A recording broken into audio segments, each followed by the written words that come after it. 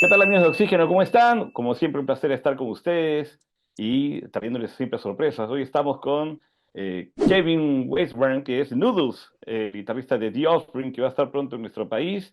Hi Noodles, how are you? You were here in Lima last year. What memories do you have of your last visit? Oh, it was beautiful. I remember we had a really beautiful like late lunch out by the water. We got to see some guys surfing and stuff, watch the waves roll in. It was beautiful. Good food, good beer, great people. The food is amazing here. Everybody talk It, about. it really is. It really is. Yeah. Do you remember any the name of a dish of a plate that you have Well, tried? Chifa, right? Chifa, of Oh, course. chifa. Yeah, yeah. So that's great. I think some ceviche, had some really good ceviche. Yes, yes, it's Yeah. good too. Okay. But what do you think has been the most important change in the band, musically, talking about music, from Smash to Supercharge, your new album? Gosh, I don't think there's been any one big change. We've just kind of slowly evolved and very slowly Hmm. evolved. I mean, I think a lot of the songs on this last record, Supercharged, sound like they could have been off Ignition or, certainly Smash anyways. Um, I think we have gotten a little bit better at our instruments over the years. But really we still love that same kind of music that made us want to go out and learn how to play guitar and sing in the first place. Punk has always had the gene of change, and now with this technology, the world has not stopped changing. So, what is the Right. supercharged position on people's actions in your new lyrics when you propose? Right. I don't know that we take a position. We do like to point out things that we see happening in the world. One of the bigger changes I think we address in Truth and Fiction, a Mm. song which is about everything we see on the internet. There's so much information. There's so many. We talk about deep fakes. We talk about just misinformation. People putting out things that are just patently false. And if you want to believe it, you can believe it. There's so much information. The zone is so flooded with bullshit that it's really hard to know. You have to be really discerning to get good information as opposed to bad information. Yeah, because now people is thinking about just in her own, is not thinking about the people around you and the Right. respect. I don't know if maybe some kind of respect is losing now. I think the internet has certainly exacerbated that. I think another song that we talk about is Looking Out for Number One. So many people are just publicly acting like criminals, just openly publicly acting like criminals. I don't think they do that like in their interpersonal life. I think they treat people decently, but they go out in public and they're criminals, and they're Yes. just looking out for number one. They do it on social media, they do it in the presidency, they do it when they're the richest man in the world. And with so many changes and all the time you work together, how is the relationship of the band after so many years, and how do they manage to keep it going in a good way? Right.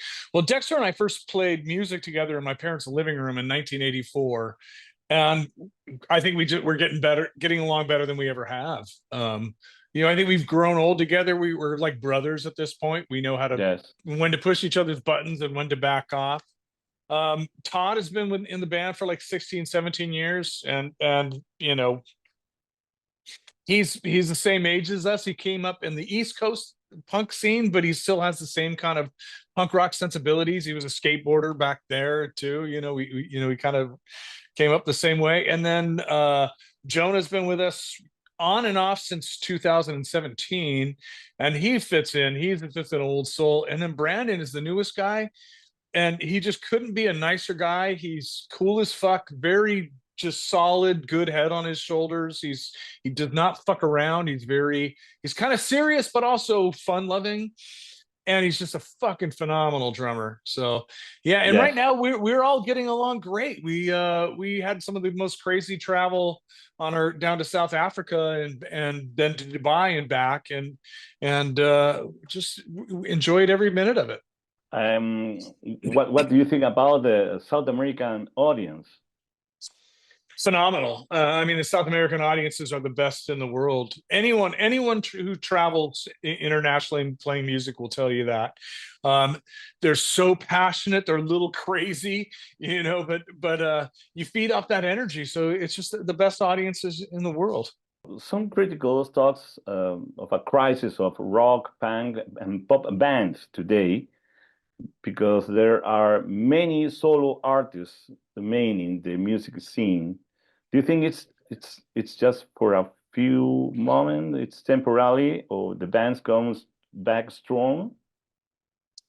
Because we're talking I about the think last there's Grammys. In the last Grammys, we didn't find some bands. We find just only musicians alone, Beyonce, Bruno Mars, and right, sure. everybody.